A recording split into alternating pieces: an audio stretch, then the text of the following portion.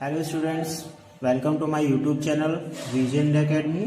और ये सीरीज चल रही थी 12th NCERT math Hindi medium, और मैं आपको पढ़ा रहा था चैप्टर नंबर 3 मैट्रिक्स यानी आव्यूह।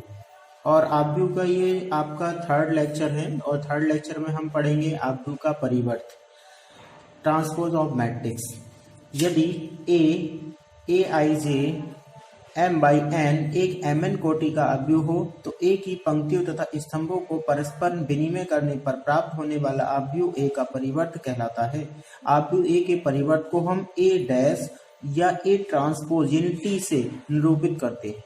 अगर इसको फॉर्मूले बेस पर आप देखें, जो हमने लेट किया है a एक मैट्रिक्स यानी आव्यूह हमने लेट किया है जिसका एलिमेंट a i j की फॉर्म में है, जिसमें i का मान पंक्तियों की संख्या होती है जो 1 से लेके m तक मूव करती है, और j जो होता है स्तंभों की संख्या होती है वो 1 से लेके n तक मूव करती है। लेकिन जब हम इसका परिवर्त लेते हैं तो उसके परिवर्त को हम a t या a डैश से निरूपित करते हैं, और इसका जो मान होता है वो इसके स्तंभ और पंक्तियों को आपस में परिवर्तित करने पर मिलता है, यानी विनिमय करने पर। तो आप देखेंगे कि यहाँ पर j की जगह i हो गया है, i की जगह j, और यहाँ पर जो क्रम है वो n इंटू m हो गया है। यदि यहाँ पर एक एग्जाम्पल लें, ए एक समुच्चय आव्यूह है, और इस आव्यूह का क्रम है 3 इंटू 2। इसके एलिमेंट्स की अगर हम बात करें तो 3, 5, 3, √3, 1, 0 एंड 5 है। आप देखेंगे तो 1, 2, 3 यहाँ पर 3 रो है आपकी पंक्ति, और 1 और 2 स्तंभ है जिनको हम C1, C2 दिखा सकते हैं, और पंक्ति को हम R1, R2 और R3 की फॉर्म में लिखते हैं। अगर इसका हम ट्रांसपोज यानी परिवर्त लेंगे तो ये जो पहली पंक्ति है R1, ये पहला स्तंभ बन जाएगा C1। दूसरी पंक्ति जो R2 है ये बन जाएगा हमारा दूसरा स्तंभ, और जो हमारी तीसरी पंक्ति है वो बन जाएगा हमारा तीसरा स्तंभ। इस तरीके से आप देखेंगे तो इसका क्रम भी परिवर्तित हो जाएगा, और ये हो जाएगा 2 इंटू 3। ठीक है, तो अगर हम फॉर्मूला बेस पर देखें तो इसे हम m इंटू n लिखते हैं, और जब परिवर्त दिखाएंगे तो इसे n इंटू m करके शो करेंगे। ठीक है, आगे बढ़ते हैं, और अगली टॉपिक्स पढ़ने से पहले हम इस परिवर्त के कुछ गुणधर्म यानी प्रॉपर्टीज को देखेंगे। ठीक है, ये प्रॉपर्टीज मैं आपको एक्सरसाइज में दिए गए क्वेश्चनों के अकॉर्डिंग विद एग्जांपल सॉल्व करा दूंगा। फिर भी मैं आपको थोड़ा सा इंट्रोडक्शन इसका करा देता हूँ। इसी वीडियो में लास्ट में एक्सरसाइज में ये क्वेश्चंस मैं आपको सॉल्व कराऊंगा। इसमें लिखा है परिवर्त के गुणधर्म यानी परिगुण। मैंने आपको परिवर्त यानी डैश के बारे में बताया कि किसी का भी आव्यूह का अगर हम डैश लेते हैं तो उसमें पंक्ति और स्तंभ की संख्या परिवर्तित हो जाती है, और परिवर्तित होने पर जो आव्यूह बनता है उसमें क्रम भी परिवर्तित हो जाता है। सबसे पहले यहाँ पे प्रॉपर्टीज दे रखी है a डैश का डैश बराबर है, यानी किसी आव्यूह का अगर हम परिवर्त ले लेते हैं और उसको एक बार परिवर्त और कर दें तो उसका क्रम 2 बार बदलने पर वो फिर से सीधा हो जाएगा। यानी कहने का मतलब अगर हम a का मान लेके चलें a i j और इसका क्रम हो m इंटू n, ठीक है, और इसका डैश लेने पर ये बन जाएगा a j i और क्रम हो जाएगा n इंटू m। ठीक है, क्रम परिवर्तित हो गया। लेकिन अगर हम इसका फिर से एक बार डैश ले लेते हैं तो जो दिया गया हमारा a डैश का मान है, पहले हम उसको लिखेंगे a j i और n इंटू m, और इस पूरे का डैश जब हम दिखाएंगे तो डैश का मतलब परिवर्त, तो इसका क्रम फिर से बदल जाएगा और ये i j के साथ साथ में m इंटू n हो जाएगा, और यही a की वैल्यू है। इसका मतलब किसी भी आव्यूह का अगर हम 2 बार परिवर्त ले लेते हैं तो फिर से उसी आव्यूह के बराबर आ जाता है। ये इसकी पहली प्रॉपर्टीज होती है। सेकंड प्रॉपर्टी में लिखा है कि किसी भी अदिश राशि से यानी किसी भी अचर मान से अगर हम आव्यूह में गुणा कर दें और उसका परिवर्त लें, या फिर पहले परिवर्त ले लें और बाद में गुणा कर दें, तो उनकी वैल्यू क्या रहती है, समान रहती है। ठीक है, इसका एग्जाम्पल नहीं दे रहा हूं मैं, ठीक है, ये आप खुद चेक कर सकते हैं कोई एग्जाम्पल ऐड करके। यहाँ पर थर्ड दे रखा है कि a प्लस बी का अगर हम डैश लेके चलते हैं तो ये डैश जो होता है यानी परिवर्त, ये आपका डिस्ट्रीब्यूट हो जाता है यानी वितरित हो जाता है a पर और b पर, लेकिन प्लस है। लेकिन यही कंडीशन आपकी अगर मल्टीप्लाई में होती है तो ये आपका क्रम परिवर्तित हो जाएगा, और डैश जो है परिवर्त वो आपका डिस्ट्रीब्यूट यानी वितरित हो जाएगा। ये नियम बहुत ही इंपॉर्टेंट है, ये एग्जाम में भी पूछा जाता है, बोर्ड परीक्षाओं में 3 नंबर में, 2 नंबर में भी आ जाता है। कभी कभी अगर ये a b जो है बड़े मैट्रिक्स होते हैं तो ये आपका 5 मार्क्स में भी आ जाता है प्रूफ करने के लिए। तो इस चीज को आप अच्छे से समझ लेंगे। इसको हम रिवर्सिबल लॉ भी कहते हैं, इंग्लिश में हम उसको बोलते हैं रिवर्सिबल लॉ, यानी व्युत्क्रमणीय नियम। व्युत्क्रमणीय का मतलब अगर a और b का मल्टीप्लाई में दे रखा है और उसका हम डैश लेते हैं तो इसका व्युत्क्रमणीय क्रम परिवर्तित हो जाता है। ठीक है, b पहले आ जाता है, a बाद में हो जाता है। और यह नियम आपका जरूरी नहीं है केवल दो पर ही रहेगा। अगर हमारे पास ए बी सी डी दो से ज्यादा अवयव भी दे रखे हैं, उसका हम परिवर्त लेना चाहें तो डी सी बी ए, इस तरीके से इनका डैश क्या होगा, परिवर्तित, यानी परिवर्त जो है वो वितरित हो जाएगा सभी पे, और सभी का क्रम क्या हो जाएगा, जस्ट अपोजिट हो जाएगा, यानी दो से ज्यादा पर भी। ठीक है, इन सभी प्रॉपर्टीज को आप एग्जाम्पल ए और बी लेट करके प्रूफ कर सकते हैं। ठीक है, सत्यापित कर सकते हैं। ये कभी कभी एग्जाम में प्रूफ करने के लिए आते हैं, और बाकी मैं इस टाइप के क्वेश्चन आपको एक्सरसाइज में भी कराऊंगा। चलिए आगे बढ़ते हैं। आगे डेफिनेशन है आपकी सम्मित और विषम सम्मित अवयव क्या होते हैं। सम्मित और विषम सम्मित, अब भाई आपने परिवर्त पढ़ लिया तो ये परिभाषाएं परिवर्त से ही संबंधित हैं कि अगर किसी भी अवयव का जो ए आई जे, और एक बात और मैं बतानी आपको भूल गया कि परिवर्त जो लिया जाता है हमेशा एक वर्ग अवयव का ही लिया जाता है। वो सॉरी, सम्मित और विषम सम्मित अवयव जो होते हैं वो हमेशा एक वर्ग अवयव होते हैं, क्योंकि परिभाषा में लिखा है कि एक वर्ग अवयव ए आई जे जिसका क्रम हो सकता है m इंटू एन, लेकिन यहाँ पर mn की वैल्यू बराबर होने पर ये m इंटू एम होगा या n इंटू एन होगा, इसलिए वर्ग अवयव कहने के साथ साथ इसी क्रम को हमने प्रदर्शित नहीं किया है। ठीक है, तो ये दोनों परिभाषाएं वर्ग अवयव से ही संबंधित हैं, जिसमें पंक्ति और स्तंभ समान हो। तो एक वर्ग अवयव में अगर सम्मित कहलाता है यदि उसका परिवर्त लेने पर वो उसी अवयव के समान रहे, यानी परिवर्तित ना हो, अर्थात i और j के सभी मानों के लिए ए आई जे, यानी ये एलिमेंट है, अवयव है कि ए आई जे और ए जे आई दोनों ही क्या है, बराबर है। इसका मीनिंग ये है कि अगर मैं यहाँ पर लिखूं A12 और इनका क्रम परिवर्तित करके कर दूं A21 तो ये बराबर रहेगा। अगर मैं लिख दूं A13 तो ये बराबर रहेगा A31 के, यानी ये आई जे है और ये जे आई है, ये इसका मतलब है। अगर कहीं पर लिखा है 2 3 तो इधर हो जाएगा आपका 3 2, ये एलिमेंट बराबर होते हैं। ये बहुत ही इंपॉर्टेंट पॉइंट है कि किसी भी सम्मित अवयव की पहचान एक तो ट्रांसपोज लेंगे तो उस पर कोई फर्क नहीं पड़ेगा, वो सेम रहेगा, इससे की जा सकती है या फिर हम उसको ज्ञात कर सकते हैं। लेकिन अगर हमें कहीं पर भी एक अवयव दे रखा है √3 2 3 2 1 माइनस के 1.5 -1 3 -1 5, तो आप देखेंगे इसकी एक पहचान ये होती है कि विकर्ण के दोनों ओर समान अवयव होते हैं, अथवा अगर फॉर्मूले बेस पर देखें तो ये कंडीशन होती है, और ये जो एलिमेंट है ये विकर्ण के दोनों ओर के हैं। जैसे कि ये A12 है, ये A21 है, ये A13 है, ये A31 है, ये आपका 2 3 है, ये 3 2 है। ये एलिमेंट आप देखें तो समान है, ये विकर्ण है और विकर्ण के दोनों ओर के एलिमेंट क्या है, समान है। ये पहचान होती है कि एक सम्मित अवयव है। ठीक है, तो सम्मित अवयव की कंडीशन याद रखेंगे। उसके बाद आता है आपका विषम सम्मित अवयव। यदि एक वर्ग अवयव ए विषम सम्मित कहलाता है यदि उसका डैश लेने पर वो अवयव पे आपका माइनस कॉमन आ जाए, यानी माइनस का ए आ जाए। अर्थात अगर हम ए आई जे की बात करें, जो मैंने अभी कंडीशन लिखी थी, जो दोनों समान थे, लेकिन समान तो होंगे लेकिन उसका चिन्ह जो होगा वो विपरीत होगा, यानी विकर्ण के एलिमेंट के दोनों ओर के मान तो समान होंगे लेकिन चिन्ह क्या होंगे, विपरीत। और सबसे बड़ी पहचान विषम सम्मित अवयव की ये होती है कि उसके विकर्ण के एलिमेंट 0 0 होते हैं। सबसे बड़ी पहचान कि अगर हम विषम सम्मित अवयव की पहचान करें तो उसके विकर्ण के एलिमेंट हमेशा 0 होंगे और दोनों ओर के एलिमेंट में प्लस माइनस का फर्क होगा, लेकिन वैल्यू समान होगी, g - g f - f e - e। अगर इसे हम ट्रांसपोज ले लेते हैं तो ये एलिमेंट आपस में बदल जाएंगे और माइनस कॉमन लेने पर फिर से वही अवयव रिपीट हो जाएगा। तो ये थी सम्मित और विषम सम्मित अवयव की परिभाषा। आगे बढ़ते हैं और अब हम पढ़ते हैं कुछ प्रमेय। ये प्रमेय बहुत ही इंपॉर्टेंट हैं और ये बोर्ड एग्जाम को लेकर बहुत ही वेरी मोस्ट इंपॉर्टेंट थ्योरम है। उनमें से एक थ्योरम आने का चांस 100% रहता है। तो चलिए पढ़ते हैं पहली प्रमेय। वास्तविक अवयवों वाले किसी भी वर्ग अवयव ए के लिए a + a' एक सम्मित होता है तथा a - a' एक विषम सम्मित अवयव होता है। यहाँ पर पहले ही कह दिया वर्ग अवयव। अगर हम किसी भी अवयव के परिवर्त को उसमें प्लस कर दें तो वो एक सम्मित अवयव बनेगा, और अगर किसी अवयव के परिवर्त को उसमें हम माइनस कर दें तो उससे एक विषम सम्मित अवयव बनेगा। ठीक है, ये प्रमेय होती है। चलिए आइए इसको हम प्रूफ करते हैं।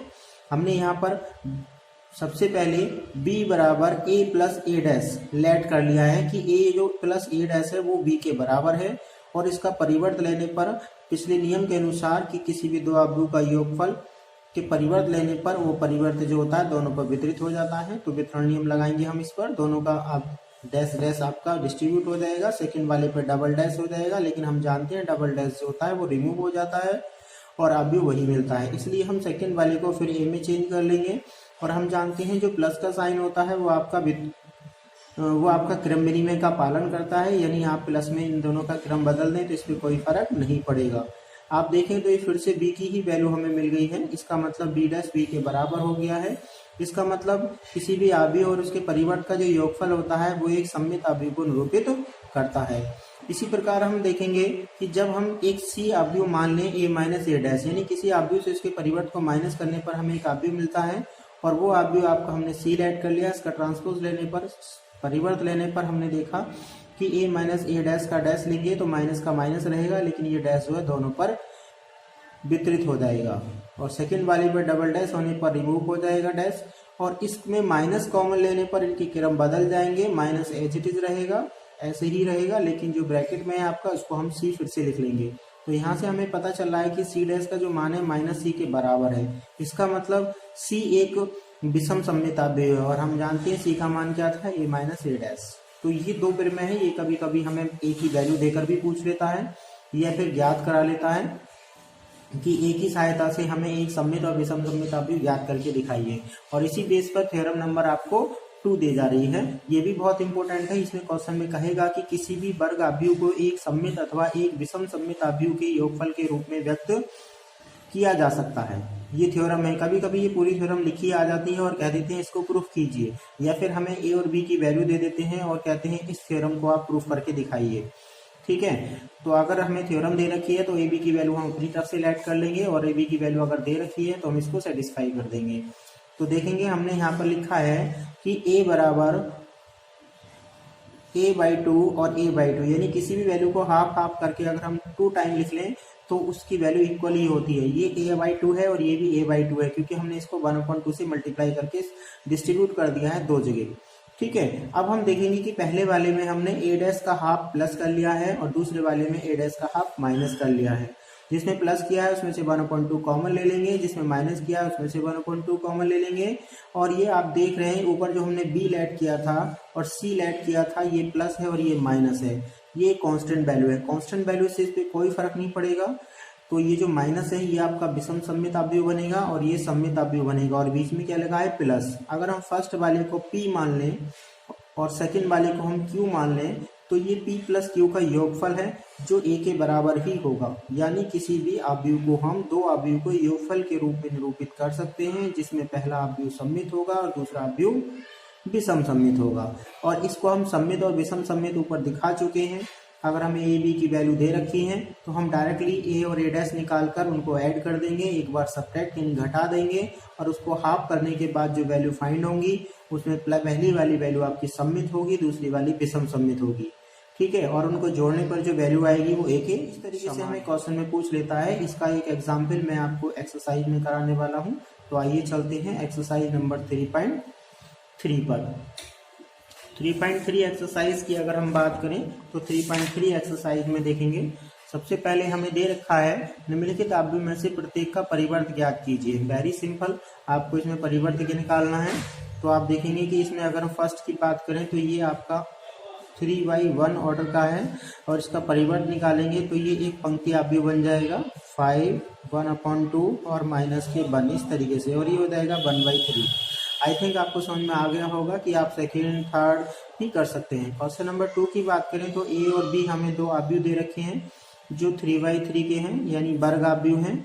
हमें सत्यापित करना है कि a प्लस a का जो डैश होता है वो a dash plus b dash के बराबर होता है, और माइनस करने पर जो डैश मिलता है वो a dash minus b dash के बराबर होता है। तो आप क्या करेंगे, पहले दोनों अवयव को ऐड कर लेंगे, फिर उसका परिवर्त ले लेंगे, और यहाँ पर आप देखें तो पहले दोनों का डैश ले लेंगे, बाद में उनको ऐड कर देंगे। तो हमें राइट हैंड साइड और लेफ्ट हैंड साइड दोनों ज्ञात करनी है और दोनों को इक्वल ला के दिखाना है, तो ये कंडीशन आपकी प्रूफ हो जाएगी। इसी तरीके से आप ए में से बी को माइनस कर देंगे, उसके बाद उसका परिवर्त ले लेंगे, और यहाँ पहले परिवर्त कर लेंगे फिर माइनस कर देंगे, तो दोनों साइडें क्या हो जाएंगी, इक्वल हो जाएंगी। इसी टाइप का थ्योरम आपकी ये दे रखी है क्वेश्चन नंबर 3 में। ए डैश का मान दे रखा है, अगर हम इसको हम दोबारा डैश ले लेते हैं तो ये ए मिल जाएगा हमें, ठीक है, जिसकी जरूरत हमें यहाँ पर पड़ेगी। अगर इसका मैं फिर से डैश ले लेता हूँ तो ए बराबर हो जाएगा 3, 4, -1, 2, 0, 1 इस तरीके से, ठीक है, और ये इसका क्रम हो जाएगा हमारा 2/3। तो इस तरीके से आप ये कंडीशन भी प्रूव कर सकते हैं जो 2 और 3 में बिल्कुल सेम कंडीशन दे रखी है। आगे देखें क्वेश्चन नंबर हम 2 की बात करें, क्वेश्चन नंबर 2 में हमें ए डैश दे रखा है, बिल्कुल सेम यही प्रोसेस जो पीछे था, तो इसका डैश ले लेंगे, इसका क्रम बदलने पर फिर से हमें ए मिल जाएगा और ए की जो वैल्यू होगी वो कुछ इस तरीके से होगी -2, 3, 1 और 2। ये हमारे ए की वैल्यू है और ये बी की वैल्यू है। हम बी में पहले 2 से मल्टीप्लाई कर देंगे, तो यहाँ आपका हो जाएगा 2 से मल्टीप्लाई करने पर हमें 2b मिल जाएगा और 2b की जो वैल्यू होगी वो -2 +2 0 और +4 होगी। फिर हम क्या करेंगे, इस a में से इस 2b को प्लस कर देंगे, प्लस करने के बाद जो आंसर आएगा उसका हम परिवर्त दे देंगे। आई थिंक आप कर सकते हैं, ये बहुत ही ईजी टॉपिक है। ठीक है, चलिए हम चलते हैं क्वेश्चन नंबर 5 पर और क्वेश्चन नंबर 5 को हम सॉल्व करा के दिखाते हैं किस तरीके से आपको करना है। क्वेश्चन नंबर 5 में आप देखें तो यहाँ पर a इंटू बी का डैश दे रखा है जो बराबर है a डैश और b डैश के। तो चलिए हम इसे सॉल्व करते हैं क्वेश्चन नंबर 5। क्वेश्चन नंबर 5 में सबसे पहले आप देखेंगे कि ए बी का जो होल डैश है वो बराबर होगा हमारा बी डैश और ए डैश के। तो सबसे पहले हमें लेफ्ट हैंड साइड निकालनी है। लेफ्ट हैंड साइड के लिए आप a इंटू बी की वैल्यू फाइंड करेंगे। आप देख रहे हैं कि यहाँ पर a का मान दे रखा है 1, -4, 3 और b की वैल्यू दे रखी है -1, 2 और 1। अगर आप इसके ऑर्डर की बात करें तो 3/1 और ये 1/3 है। इसकी मल्टीप्लाई पॉसिबल है क्योंकि पहले अवयव की स्तंभ और दूसरे अवयव की पंक्ति की संख्या बराबर है। यहाँ पर पहला स्तंभ, दूसरा स्तंभ, तीसरे स्तंभ की मल्टीप्लाई क्रमानुसार हम पहले इन पंक्तियों में करेंगे। तो सबसे पहला स्तंभ आपका -1 है, इस -1 की मल्टीप्लाई इसमें करेंगे तो हमारे पास मिलेगा -1 इंटू 1 -1, -1 इंटू -4 +4, -1 इंटू 3 -3। इसी तरीके से सेकंड कॉलम 2 की मल्टीप्लाई करेंगे, 2 माइनस का 8 और 2 3 जा 6। फिर हम 1 की मल्टीप्लाई करेंगे 1 -4 और 3। ये हो जाएगा हमारे लिए ए बी का मान। अगर हम इसका हम परिवर्त ले लेते हैं पूरे का तो यहाँ पर हमें मिलेगा -1, 2 और 1। ये पहली पंक्ति है जो स्तंभ बन चुका है। 4 -8 -4 ये सेकंड पंक्ति है जो स्तंभ बन चुका है। ये आपकी तीसरी पंक्ति है जिसको हमने स्तंभ बना दिया है। तो ये मिल गई हमें लेफ्ट हैंड साइड। अब हम निकालते हैं right hand side. Right hand side में हमें क्या करना है, पहले आपको क्या करना है, a डैश b डैश। हम बात कर रहे थे क्वेश्चन नंबर 5 पर और क्वेश्चन नंबर 5 पर हमने a और b की वैल्यू रखकर A B multiply whole dash find कर लिया था। अब हम b dash a dash find करेंगे। यहाँ पर हमें दिख रहा है कि a की b की वैल्यू दे रखी है तो हमने लेफ्ट हैंड साइड निकाल ली थी। अब हम बात करते हैं राइट हैंड साइड की। राइट हैंड साइड में है हमारे पास में b डैश और a dash. b dash a dash की बात करें तो हम b का डैश लेंगे तो b का डैश जो आपका ये पंक्ति अवयव है ये आपका स्तंभ अवयव बन जाएगा। और अगर हम a डैश की बात करें जो एक स्तंभ अवयव है तो ये एक पंक्ति अवयव बन जाएगा जब हम इसका परिवर्त लेंगे यानी डैश। अब अगर हम इसकी मल्टीप्लाई कराते हैं तो पहला कॉलम आपका 1 है, इसकी मल्टीप्लाई हमारी पहली, दूसरी और तीसरी रो में होगी। तो 1 की मल्टीप्लाई 1 2 1 में कराने पर हमें मिलेगा -1, 2 और 1। फिर उसके बाद दूसरा कॉलम C2 है, 4 की मल्टीप्लाई कराएंगे तो यहाँ से मिलेगा -4, -4 2 8 और ये -4। उसके बाद हम थर्ड कॉलम हमारा 3 दे रखा है, इसकी मल्टीप्लाई हम इन तीनों रो में कराएंगे। -3 -6 हो जाएगा प्लस का और ये +3। आप देखें तो ये हमारी राइट हैंड साइड है और ये right hand side left hand side के इक्वल ही होगी क्वेश्चन नंबर 5 में। इसी तरीके से क्वेश्चन नंबर अगर हम 6 की बात करें तो हम इसका परिवर्त लेंगे और इसकी उसी से मल्टीप्लाई कराने पर हमें आई मिलेगा यानी आइडेंटिटी। और आइडेंटिटी की जो वैल्यू होती है वो आपकी 1 0 0 1 की फॉर्म में होती है। ठीक है, तो ये एक आइडेंटिटी होती है। ऑर्डर भी इसका यही रहेगा जो इसका ऑर्डर है। इसी तरीके से आपको सेकेंड पार्ट करना है 6 का। ठीक है, 7 क्वेश्चन में आपको दिखाना है कि ये आपका सममित अवयव है। सममित अवयव की पहचान ये बताई थी कि विकर्ण के दोनों ओर के अवयव क्या होते हैं, समान होते हैं। ऐसा यहाँ पर है 1 1 5 5 -1 -1। लेकिन हमें क्या करना है, हमें इसका परिवर्त निकाल के दिखाना है, वो इसी के बराबर होगा, अतः ये सिद्ध हो जाएगा सममित अवयव है। इसी तरीके से हम इसका परिवर्त निकाल के दिखाएंगे और वो माइनस का a आएगा क्योंकि यहाँ पर देखो विकर्ण के एलिमेंट 0 0 हैं और एक दूसरे की ओर जो एलिमेंट दे रखे हैं विकर्ण के दोनों ओर उसमें प्लस माइनस का अंतर है, तो ये आपका विषम सममित आएगा।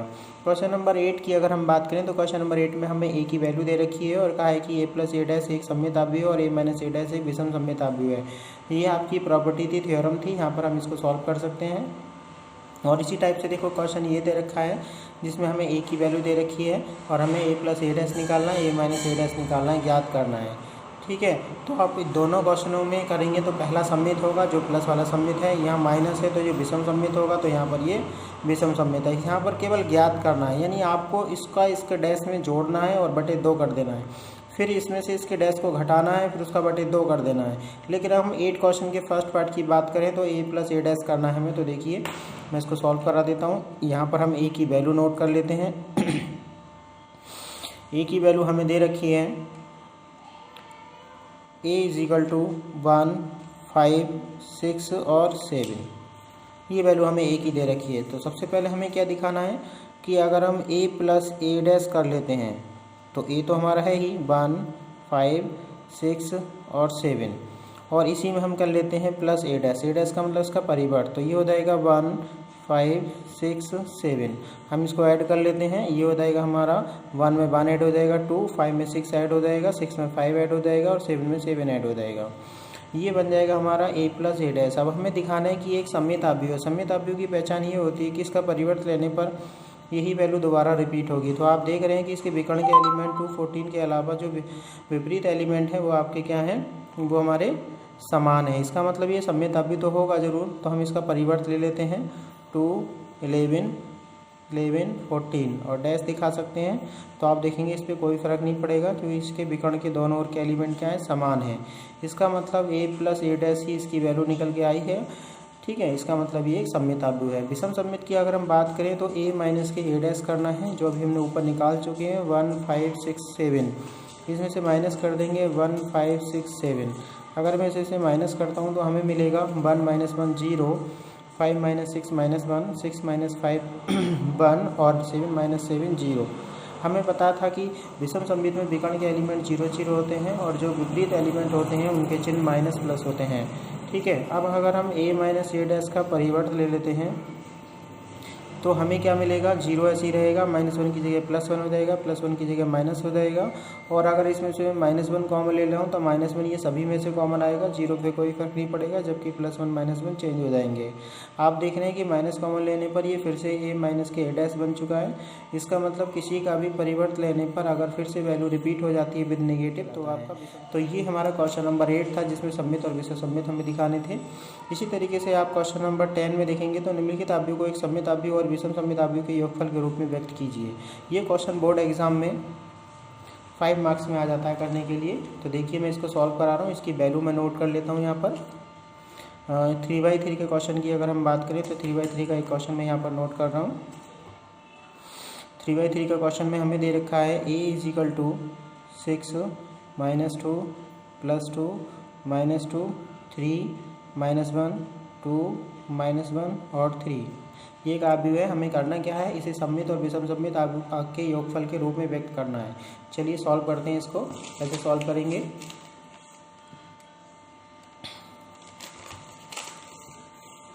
तो सबसे पहले हमें क्या करना है, हम जानते हैं किसी भी आव्यूह को हम कुछ इस तरीके से प्रदर्शित करते हैं 1/2 a plus A dash plus 1/2 a minus A dash. ये मैं पीछे प्रूफ करके आ चुका हूँ, इसलिए आपको मालूम होगा कैसे क्या है। फर्स्ट वाले को p मान लेंगे, सेकंड को हम q मान लेंगे।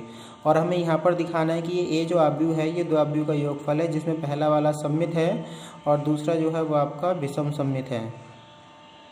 ये हमें प्रूफ करना है। तो सबसे पहले हम p की वैल्यू निकालेंगे। p का मान हमारा a प्लस के ए डैश और साथ में 1/2 है, तो हम 1/2 दिखाएंगे।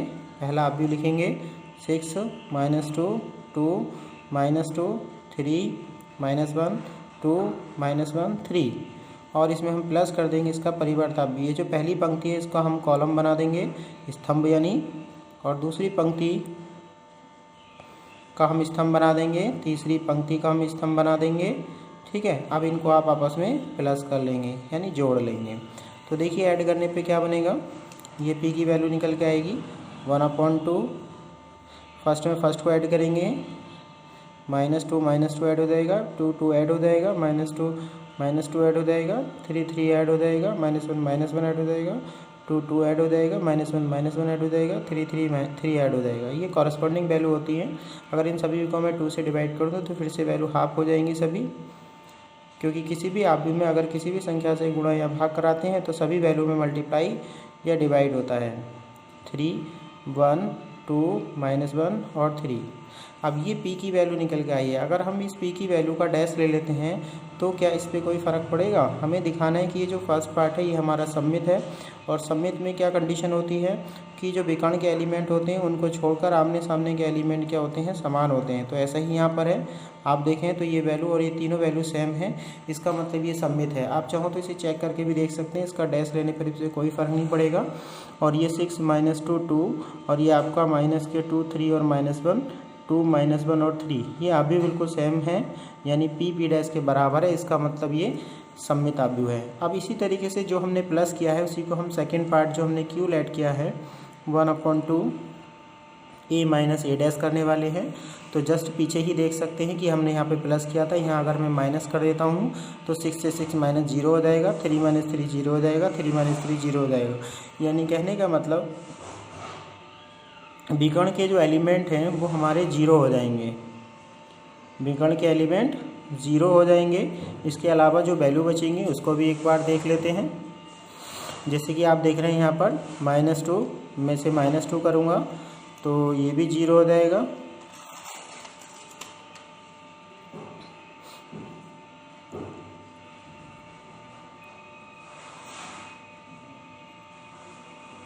तो ये सभी आपका क्या बन जाएगा, 0 0 0 0 0 0 इस तरीके से बन जाएगा। ठीक है, और हम जानते हैं किसी भी क्यू में से अगर हम ये लेके चलेंगे तो ये आपका नल अवयव बन गया, यानी रिक्त शून्य अवयव बन गया। शून्य अवयव का मान अगर हम डैश ले लेंगे और उसमें से हम माइनस कॉमन भी दिखा देंगे तो उस पर कोई फ़र्क नहीं पड़ेगा। तो ये क्या हो जाएगा हमारा विषम सममित। विषम सममित की सबसे बड़ी पहचान होती है कि उसके विकर्ण के एलिमेंट 0 0 होते हैं, बाकी आपके प्लस माइनस के चिन्ह में। ठीक है, तो इस अवयव में आप देख रहे हैं कि सबसे पहले अवयव जो दे रखा था वो हमारा परिवर्त अवयव था, मतलब सममित अवयव था। इसको हम अगर परिवर्त लगाकर घटाएंगे तो ये 0 0 हो जाएगा। ठीक है, तो हमें ये वैल्यू मिली है, लेकिन हम इसको भी सममित विषम सममित दिखा सकते हैं। ठीक है, तो इस टाइप से ही आप एक्सरसाइज के रिमेनिंग क्वेश्चंस करना जो बाकी बचे हैं। ठीक है, और जो भी प्रॉब्लम आए आप पूछेंगे। अगर आपको वीडियो अच्छी लगी हो तो शेयर करें, मेरे चैनल को सब्सक्राइब करें, और अगली वीडियो की नोटिफिकेशन पाने के लिए आप मेरे चैनल के बेल आइकन को भी दबाएं। Okay, thank you for watching my video.